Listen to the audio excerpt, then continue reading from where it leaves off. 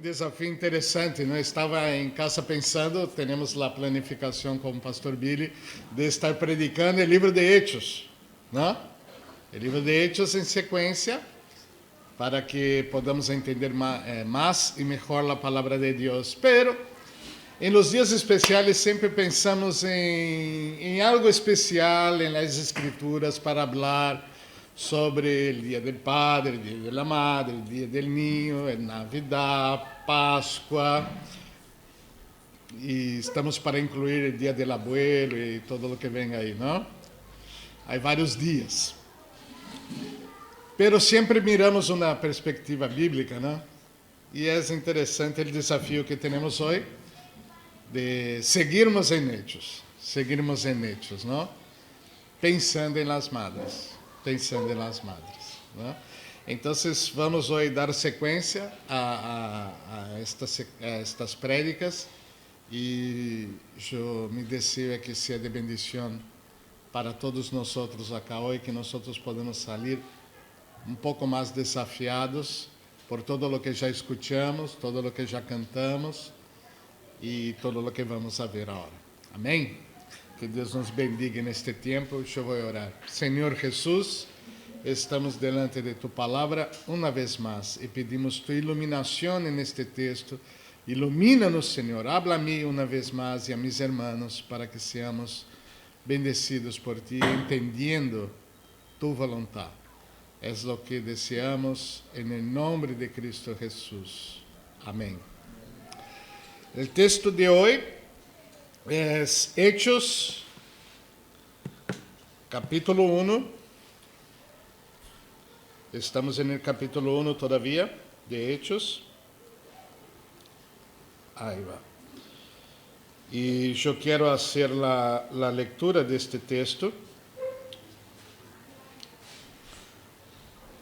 Eu puse del 1 al 26 e está mal. Tá? Isto é só para... Já arrancamos acá, metendo a pata. A verdade acá é 12, não? A verdade acá é 12, de 12 a 26. Porque del 1 já lo leímos a la outra parte do domingo passado e quero ahorrar tempo acá com vocês. Vamos arrancar del 12, ¿está bem? Então, Hechos 1:12, dice así: Entonces volvieron a Jerusalén desde el monte que se llama del Olivar, en el cual está cerca de Jerusalén, camino de un día de reposo. Y entrados, subieron al aposento alto, donde moraban Pedro y Jacob, Juan, Andrés, Felipe, Tomás, Bartolomé, Mateo, Jacob, hijo de Alfeo, Simón el celote y Judas, hermano de Jacob. Todos estos perseveraban unánimes en oración y ruego con las mujeres y con María, la madre de Jesús, y con sus hermanos. En aquellos días Pedro se levantó en medio de los hermanos, y los reunidos eran como 120 en número, y dijo: Varones hermanos, era necesario que se cumpliesen las escrituras en que el Espíritu Santo habló antes por boca de David acerca de Judas, que fue guía de los que prendieron a Jesús, y era contado con nosotros y tenía parte en este ministerio. Este pues, con el salario de su iniquidad, adquirió un campo y cayendo de cabeza se reventó por la mitad, y todas sus entrañas se derramaron. E foi notório a todos os habitantes de Jerusalém, de tal maneira que aquele campo se chama, em sua própria língua, Acéldama, que quer dizer campo de sangue, porque está escrito no livro de los Salmos: sea hecha desierta sua habitação, e não haja quem muere nella, e tome outro su ofício. Es necesario, pues, que de estos hombres que han estado juntos con nosotros todo el tiempo, que el Señor Jesús entraba y salía entre nosotros, comenzando desde el bautismo de Juan, hasta el día en que de entre nosotros fue recibido arriba, uno se ha hecho testigo con nosotros de su resurrección, y señalaron a dos, a José, llamado Barsabás, que tenía por sobrenombre Justo, y Matías. Y orando dijeron, tú, Señor, que conoces los corazones de todos, muestra cuál de estos dos has escogido, para que tome la parte de este ministerio apostolado, de que cayó Judas por transgresión, para irse a su propio lugar. Y les echaron suertes, y la suerte cayó sobre Matías, y fue contado con los 11 apóstoles. Hoy vamos a hablar sobre Matías. Tenemos varios Matías acá, ¿verdad? Esta iglesia tiene muchos Matías. Y hoy vamos a hablar sobre un Matías, ¿no? El tema todo central de este texto habla sobre la elección de un apóstol para tomar el lugar de Judas, el que traicionó a Cristo. Tan sencillo como esto es el tema central de este texto que acá leímos, ¿no? Entonces vamos a recordar un poco lo que estuvimos hablando en los últimos días. El libro de Hechos son los hechos del Espíritu Santo por medio de los apóstoles, ¿no? Lo que hicieron los apóstoles inspirados, llevados, tomados por el Espíritu Santo y cómo esto se dio. Entonces, Hechos, escrito por el evangelista Lucas, que era, aparte de médico, un buen historiador, escribió un primer tratado que sería el Evangelio de Lucas, que nosotros conocimos, a su amigo Teófilo. Y un segundo tratado, que es la secuencia del Evangelio de Lucas, que sería el libro de Hechos, extendiendo la historia desde el nacimiento de Cristo hacia las últimas acciones de sus apóstoles hasta más o menos el año 30 y algo después de Cristo, muy probablemente. Entonces, estos dos libros que componen una obra tratan de esto. Y nosotros estamos estudiando ahora específicamente los Hechos, que Lucas empieza escribiendo y hablando sobre la ascensión de Cristo Jesús, cuando Él se va al cielo, y qué fue lo que pasó ahí. Entonces ellos salieron de Galilea, llegaron hasta el Monte de los Olivos, que está cerca de 900, casi 1 kilómetro de la ciudad de Jerusalén, en una parte alta de la región, y ahí Jesús ascendió al cielo, y los discípulos fueron entonces a obedecer lo que Jesús les había dicho, que ellos deberían esperar en Jerusalén para serem revestidos, tomados por el Espíritu Santo para la obra que Cristo les había enviado. Y ahí estamos en este espacio de tiempo entre la ascensión de Cristo ahí y el día de Pentecostés, cuando se da la venida del Espíritu Santo, que el próximo capítulo lo vamos a ver bien con el pastor Billy. Y entonces ahí como que 10 días antes o algo así, pasa lo que pasó acá. Los discípulos volvieron a Jerusalén como Jesús había mandado. Jesús se fue al cielo, ellos se reunieron y fueron a Jerusalén. Desde el monte que se llama del Olivar, que es esta región que recién les dije, el cual está cerca de Jerusalén, camino de un día de reposo. Camino de un día de reposo, camino de un día de sábado, el día de descanso judío, que equivalía muy aproximadamente a 900 metros. ¿Por qué ellos tenían esta medición? Porque cuando estaban en el desierto, Moisés ahí tenía el campamento de aquellos judíos que salieron de Egipto y caminaban por el desierto. Y cuando ellos se instalaban en el centro del campamento, habían 12 tribus de Israel con sus familiares en tiendas. Y la tienda principal era el tabernáculo, el templo de ellos. ¿no? Que caminaba juntos, era un campamento que caminaba y se detenía según la orientación del Señor. Entonces, en este acampamento, la tienda más distante del tabernáculo, donde se adoraba en el día de sábado, en el día de descanso, era el día de la adoración. Entonces, la carpa más distante estaba a 900 metros. Y entonces vino la orientación de Moisés al pueblo diciendo que ellos no deberían caminar más que esta distancia. Que no fueran tentados a salir caminando y hacer otras cosas, sino que adorar al Señor. Y él puso esta limitación de distancia. Por este motivo específico, en el desierto, por el tabernáculo y la distancia de las carpas. Pero esta ley, que era específica para el desierto, se transformó en una tradición judía que entre los años en que el último libro del Antiguo Testamento fue escrito y la venida del Señor Jesús, este periodo ahí que tiene como 400 años, los judíos agregaron una porción de leyes sobre esta ley de caminar solamente 900 kilómetros en el día de sábado. Imagínate que está el templo de Jerusalén y uno que vive lejos, el sábado, ¿qué hace? Entonces ellos agarraban algo que pertenecían a ellos,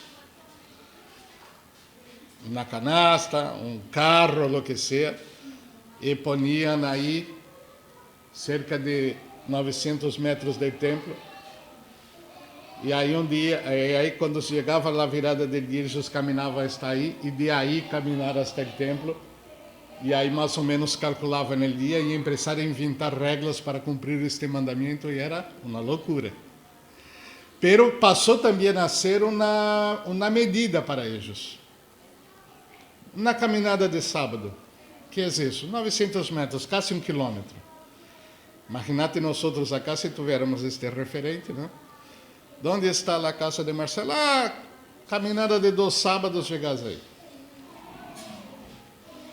É raro, não? Pero para eles era comum. Então, o escritor, Lucas, que era judío, dijo que a la distância del Monte de los Olivos hasta Jerusalém tinha a distância mais ou menos de la caminhada de um sábado, que seria cerca de 900 metros. ¿Ok? Por esto la citación acá, solo para que los hermanos entendieran. Entonces los discípulos estaban bajo órdenes de Cristo, haciendo lo que estaban haciendo. Yendo hacia Jerusalén. Y entrados, o sea, llegando a la ciudad de Jerusalén, subieron al aposento alto donde moraban Pedro, Jacob, Juan, Andrés, Felipe, Tomás, Bartolomé, Mateo, Jacob, hijo de Alfeo, Simón el Celote, y Judas, hermano de Jacob. Estos hombres, 11 discípulos, fueron a una casa donde vivían ahí por aquellos tiempos. Dicen los estudiosos que había una probabilidad de este aposento ser aquel que ellos alquilaron para celebrar la cena del Señor en la Pascua. E aí se quedaram instalados nesta casa que tinha pórtico, na parte de arriba da casa, não sei como se ambiente de doble piso, vamos dizer, o ambiente de arriba grande, onde celebraram a Páscoa, e nesta casa, que se supõe seria bastante grande, estariam eles aí vivendo por esta época. Ok? Todos em Jerusalém. Toda esta comunidade aí. Então, eles estavam aí reunidos, os 11 discípulos, menos Judas, que já leemos já no Evangelho, que Judas traicionou a Cristo, conduzindo os soldados de noite para buscarem e arrestarem a Jesus, e ele o traicionou dando um beijo como senha de que aquele era o Messias que deveria ser atrapado, porque de noite era complicado e os soldados tinham que ir aí direitito aí a Jesus para prendê-lo. E todo o que passou aí ¿no? Y que ustedes más o menos tienen la memoria. Entonces, este era Judas. Por monedas de plata, traicionó a Cristo. Después, con remordimiento, tiró la plata al altar, foi devolver la plata. Y ellos entonces compraron terreno. Y en este terreno se ahorcó Judas.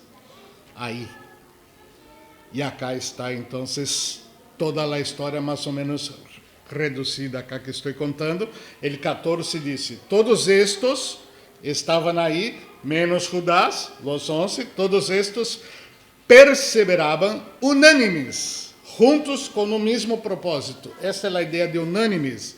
Unânimes em oração, ruego. Ou seja, uma oração de intenso clamor, porque imaginem-se estes homens aí, com toda a comitiva que andava com eles, estavam todos aí sem Cristo, esperando uma promessa. E então eles oravam com ruego, estavam eles aí, uma oração intensa, de expectativa, de compreender o que se passaria por estes dias. Não havia, todavia, a igreja de Cristo Jesus como lá lo temos no Novo Testamento. A igreja aún não havia nascido. Eles estavam vivendo aquele período de término da presença de Cristo encarnado, culminando com a ascensão. E este período de la ascensão de Cristo e o começo da igreja, este tempito acá, estavam eles vivendo esta época, única na história. Nunca mais passou e não vai passar mais esta época. Del Cristo encarnado que se foi e da igreja que começou. Nós vivimos hoje a igreja. La era, os tempos da igreja. Pero não havia começado. Os apóstolos viveram este período de expectativa e eles oravam unânimes, esperando o que Deus ia fazer. E quem estava com eles? Estavam unânimes, oração, ruego, com as mulheres. Muito seguramente, todas as mulheres que seguiam a Cristo, muito seguramente as senhoras de los apóstolos estavam aí. Muitos eram casados e tinham suas mulheres aí. Então, elas estavam aí. E quem estava aí também? Com Maria, a madre de Jesus. A mamá de Jesus estava aí. E não só sua madre, pero os hermanos de Jesus. A família de Jesus estava aí. Assim que Jesus, em seu testemunho acá na terra, culminou por ter sua mamá e seus co-hermanos, hijos de Maria e José, Jesus que nasceu de Maria por obra do Espírito Santo, então eles eram seus co-hermanos. E estava aí Maria com toda a sua família. Maria, a mamá, que hoje falamos do Dia da Madre, então Deus preparou o texto para não sair e desobedecer a programação e todavia falar da madre. Porque ela não perdeu nenhum de seus filhos, estavam todos aí. Incluso um de seus filhos que estava aí seria Santiago, el que escreveu a carta de Santiago, que passou a ser, e vamos a ver mais adelante, pouco mais adelante aqui no livro de Hechos, que ele era o líder da igreja. Era Santiago, Pedro e Juan, colunas da igreja aí. Santiago, que liderou um dos concílios importantes que houve na igreja de Jerusalém, mais adelante vamos a ver, e estava aí o hermano de Jesus, aí. E o outro irmão, Judas, que também estava aí escrevendo uma carta importante que está em las Escrituras, inspirada por Deus. Um que nasceu viendo a su hermano mayor Jesús y todo su testimonio como familia. En algún momento el Evangelio de Juan dice que ellos no creían en Jesús, el hermano de ellos, como Mesías, tanto que lo desafiaban. Y ahora los vemos acá en oración y ruego, junto con los apóstoles de Jesús, los 11 que él había nombrado, esperando una promesa. Esperando una promesa. María. Aquella que desde que estava embaraçada de Jesús hasta los primeros años, por más de una vez, la Escritura dice que ella guardaba estas cosas que pasaban en su corazón, analizando y creciendo en la revelación de la persona de Cristo Jesús en la secuencia de los años que se pasaron.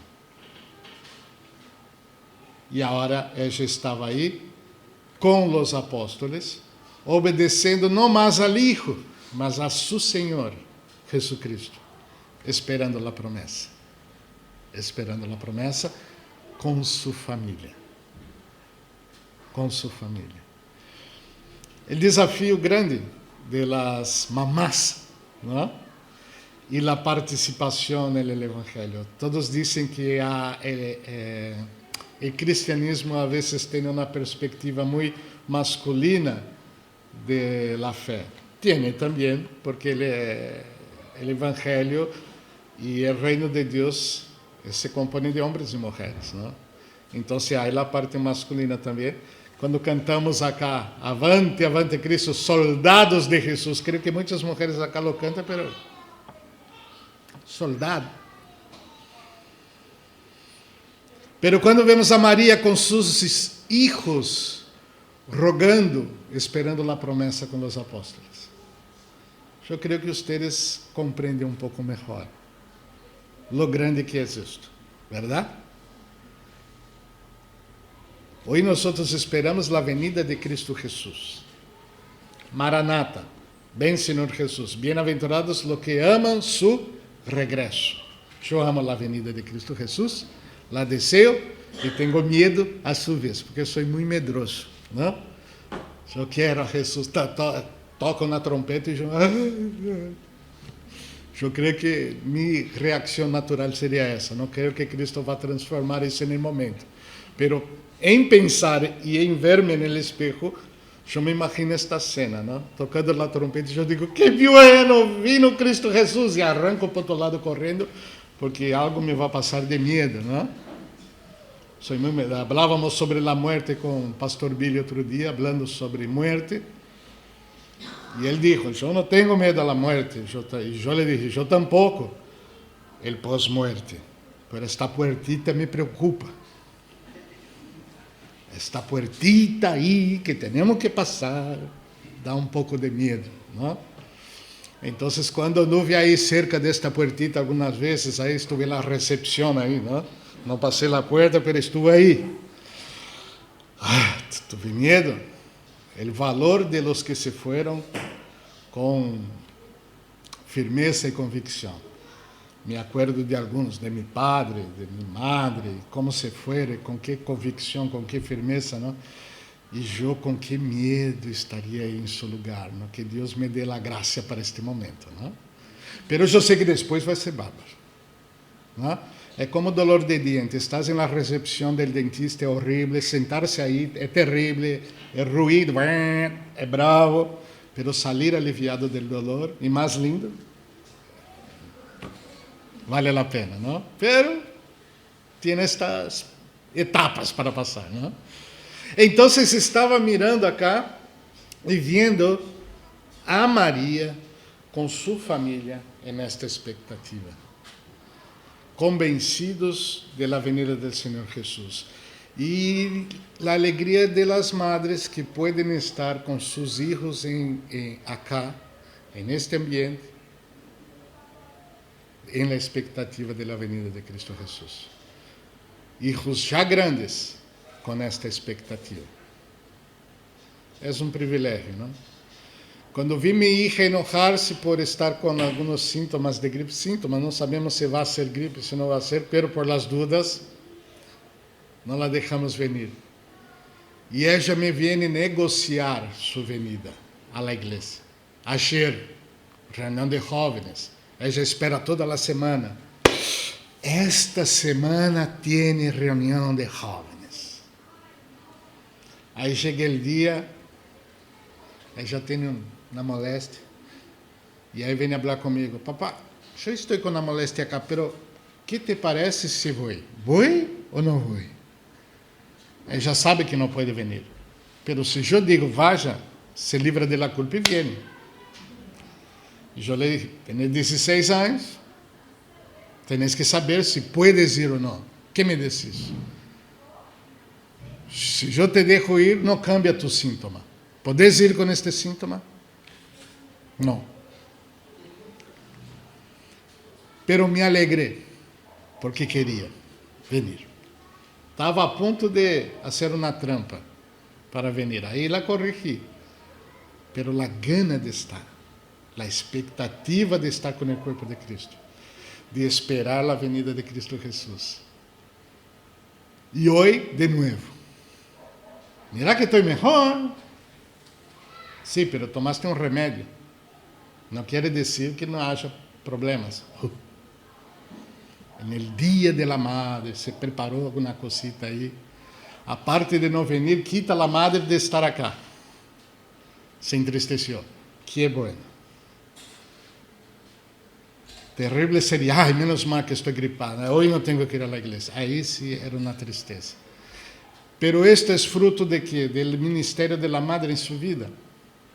De amar a Cristo e a sua obra. Acá estava Maria amando a Cristo e a sua obra com sua família. Grande desafio para nós, verdade?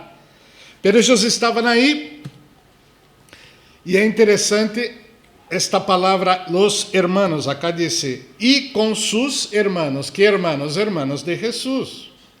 Aí alguns dizem, pero estes hermanos de Jesus eram hermanos em Cristo, não eram os hermanos. Bueno, em espanhol bem leído, já vemos que é Maria la Madre e seus hermanos, os hermanos de Cristo. Pero esta palavra hermana acá é interessante. Para complicar um pouquitito solo, a língua original, palavra hermanos é adelphos. Eu dizia antes adelphos, pero adelphos. Me corrigiram uma vez. Adelphos é uma palavra que quer dizer hermano, que é uma derivação da palavra delphus. E esta palavra quer dizer vientre. Com el A quer dizer del mismo vientre, hermanos. A ideia de hermanos quer dizer del mismo vientre. Não era o hermano, hola hermano, como anda? Não. É minha irmã Eloísa, que está em Espanha. Por que é minha irmã? É minha irmã, vino del mismo vientre.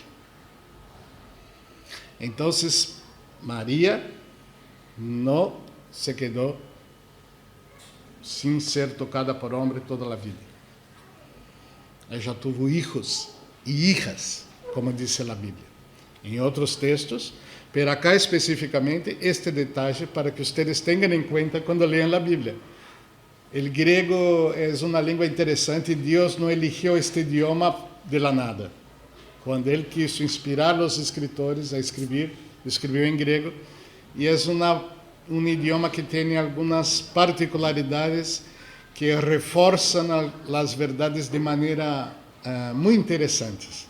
Como, por exemplo, acá, uma palavra que tem uma relação com o vientre, ou seja, hermanos del mismo, ou seja, seres del mismo vientre, não? Hermanos, adelphos, ok? Só para confirmar que os hermanos eram hermanos de Jesus, hijos de Maria, ¿está bem?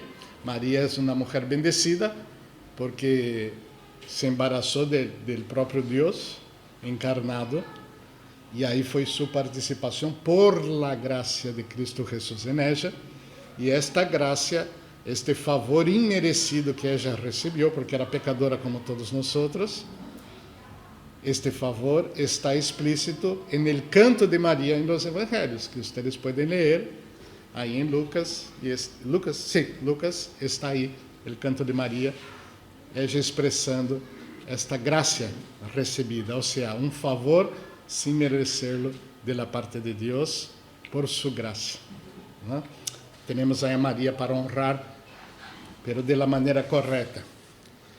E então estavam aí orando todos eles, e em aqueles dias Pedro se levantou em meio de los hermanos, e aí já eram los hermanos todos, e los reunidos eram como 120 em número, ou seja, havia um grupo que seguia a Cristo, que adorava a Cristo aí, que era uma comitiva de 100 e pico de pessoas aí, que estavam aí em um momento reunidos, e aí ele disse: varones, hermanos, era necessário que se cumpliese a escritura em que o Espírito Santo falou antes por boca de Davi acerca de Judas, que foi guia de los que prenderam a Jesus, e era contado com nós e tinha parte este ministério. Então, varones, hermanos, era necessário que se cumpliese as escrituras em que o Espírito Santo falou antes por boca de Davi acerca de Judas, que foi guia de los que prenderam a Jesus. Ou seja, ele estava falando, bueno, as escrituras já diziam, não, por boca de Davi nos Salmos, não, que haveria Judas, haveria um Judas, alguém que iria traicionar a Cristo, estava previsto, e isto passou. Era contado com nós e tinha parte neste ministério. Ou seja, Cristo o eligiu para ser um de seus apóstolos, pero Cristo mesmo indicava que havia um traidor entre eles, e este era Judas. E ele traicionou a Cristo conforme as Escrituras. Então, Pedro falou, bueno, lo que passou entre nós, com nossa comitiva de apóstolos específicos, que eram os 12, isto que passou, que eu não traicionara, não é para nosso espanto no sentido de, uau, que passou, pero era algo que estava previsto nas Escrituras. Agora Pedro assim lo entendia. Obviamente, no passar de los tempos com Cristo, foi entendendo todas as coisas, hasta chegar a este ponto da história em que ele tinha plena consciência que as Escrituras já haviam falado sobre isto. E então ele disse acá, e era contado com nós e tinha parte neste ministério, pero não era um deles, estava aí. Eu sempre me perguntei como Jesus conseguia conviver com alguém que não era seu adorador, ou seja, não era uma pessoa convertida a ele, não reaccionava em nenhuma maneira como ele, e Jesus estuvo todo o tempo a seu lado e nunca precipitou um acto que fuera equivocado hacia Judas. Interessante, não? Como conviver com pessoas que notoriamente não têm a mesma fé que nós outros. Acá temos uma porta cerrada, pero por el frío, por el tiempo, por el viento, pero não porque queremos limitar o número de pessoas. Esta reunião acá é pública, participa quem quer, venga como venga, seja lo que seja. Alguns se podem animar e passar a conviver com nós. E alguns quizás não compartem da mesma fé que a igreja comparte. Como tratar estas pessoas? E esperar a obra de Deus chegar a seu término. Jesus esperou uma obra na vida de Pedro, que lo negou quando foi encarcelado e interrogado. Pedro aí lo negava que lo conhecia. Não tenho nada a ver com este homem. y Judas lo traicionó. Y Jesús, con toda la paciencia, esperando los tiempos correctos para que la obra completa se diera en la vida de cada uno de aquellos que estaban a su alrededor. Judas, para lo que sabemos, Pedro, para lo que estamos viendo y vamos a ver en su vida. Jesús trataba a las personas bajo los principios de santidad y de corrección, bajo los principios de Dios. Trataba las verdades como tenía que tratar, hablaba las verdades como tenía que hablar y esperaba los efectos de esto en la vida de las personas pasarem a su tiempo. Todo tiene su tiempo. E aí estava agora Pedro dizendo que o tempo de Judas havia passado e eles estavam aún vivendo o tempo que tendrían que vivir por um par de anos mais em la presença de Deus, por el Espírito Santo, por la expectativa. Pero havia esta pendência, agora não estava mais Judas. E aí Pedro dijo: este pues, com el salário de su iniquidad, ou seja, a plata que recebeu para traicionar a Cristo, adquiriu um campo, comprou um campo com esta plata, e cayendo de cabeça se reventou por la mitad e todas suas entranhas se derramaram. Que cena maravilhosa, não? Que temos acá para o Dia de la Madre. Pero quiere decir este cayendo de cabeça, que nós temos a primeira informação que ele se ahorcou em um árbol, e seguramente de aí, deste ahorcamento, uma caída com árbol, com a rama, com o nudo, não sei como foi, e de aí se precipitou, cayó, se rebentou por la mitad e suas entranhas aí, nesta terra que se llenou de sangue, e foi notório a todos os habitantes de Jerusalém, de tal maneira que aquele campo se chama em sua própria língua Aceldama, que quer dizer campo de sangue.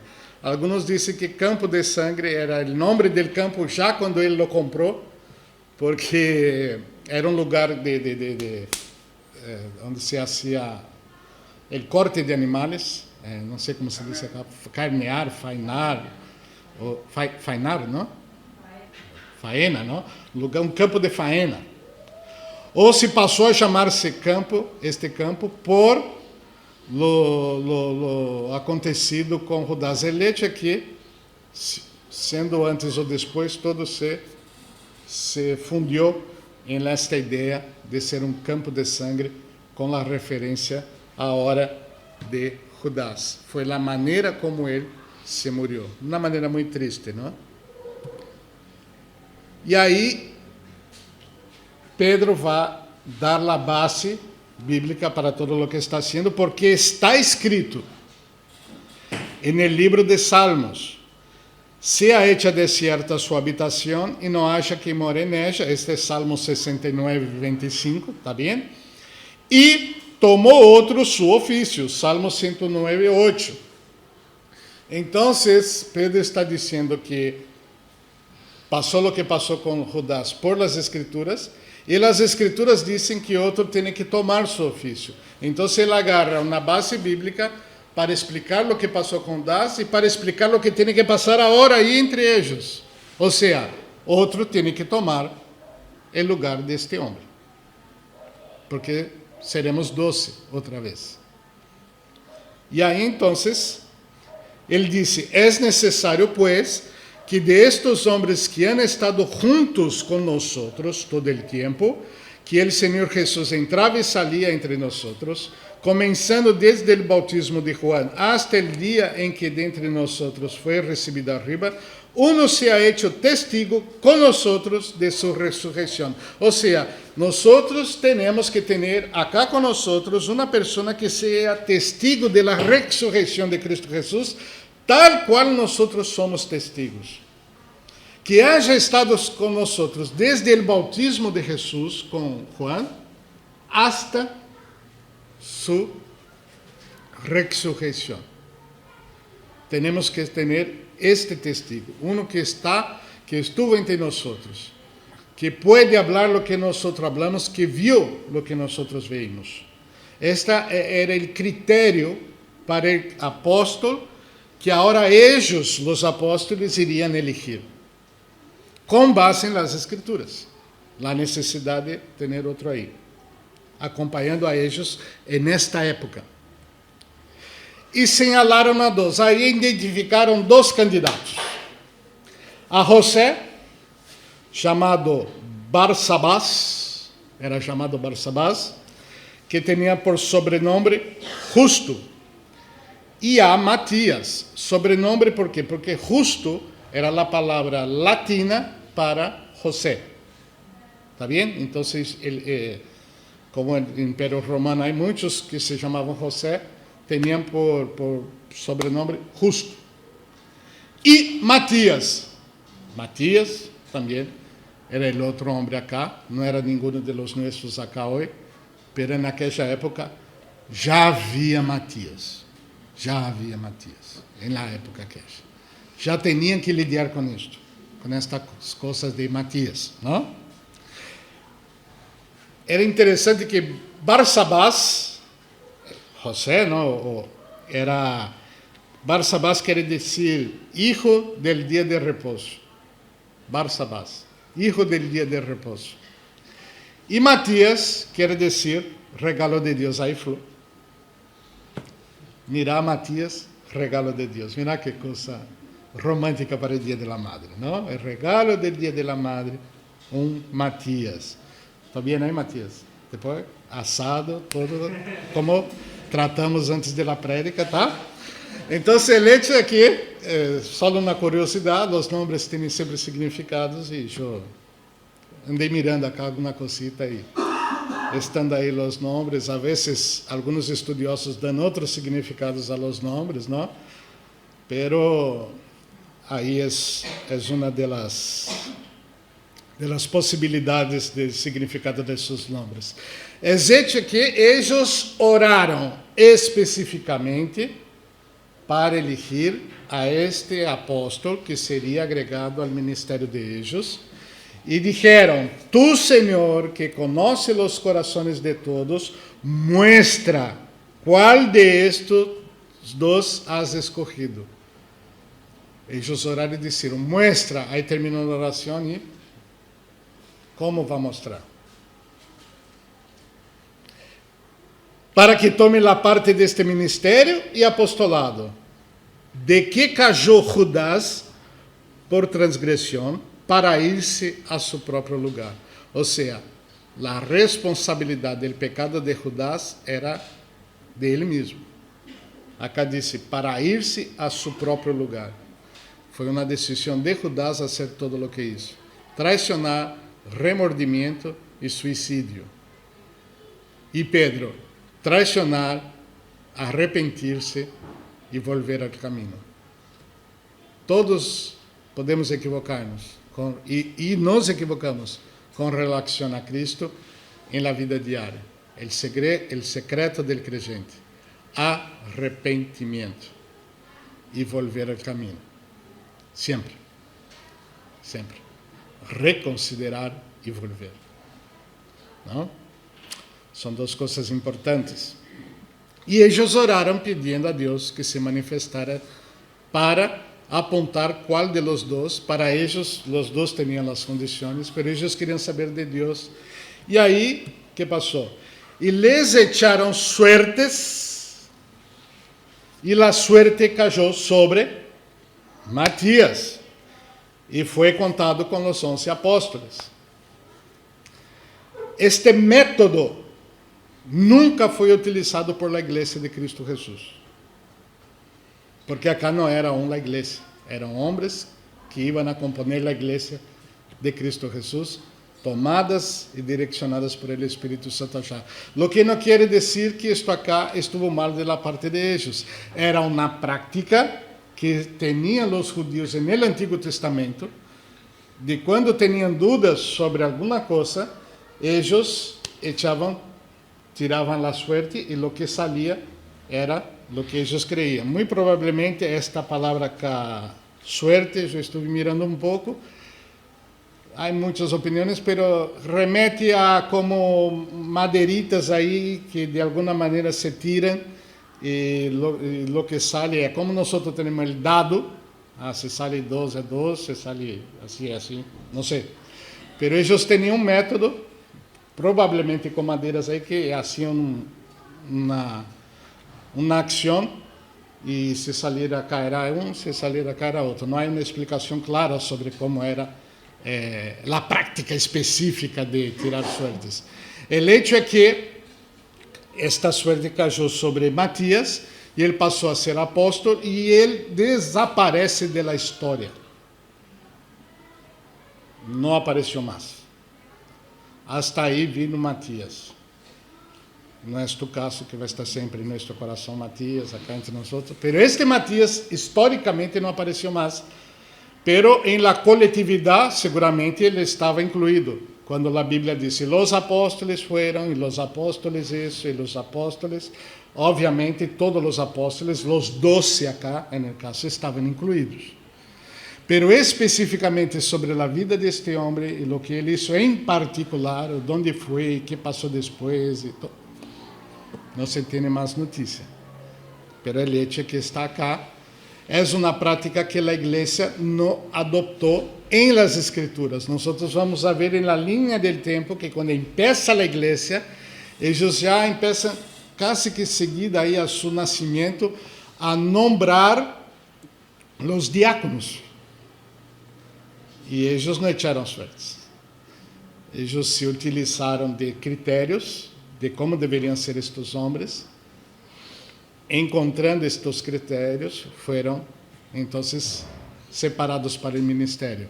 Depois, a orientação em las escrituras, 2 Timoteo, Tito e algumas outras partes do Novo Testamento, a igreja se hablando sobre como deve ser a separação de pastores, de diáconos, os líderes, os critérios que deve ter, que não deve ter, o que deve ser analisado, os parâmetros, e aí eram hechas as tomadas de decisões. Nunca mais, por suerte, como isso os discípulos que eram judeus, hebreus, que tinham as tradições do Antigo Testamento, incluso tomar decisões bajo suerte, e esta prática de eles, quando passam a ser igreja, llenos do Espírito Santo, eles passam a ter um abandono desta prática, como judeus, pero abandonando esta tradição, como outras muitas mais tradições que eles tinham, que agora não vão ter mais, como, por exemplo, caminhar,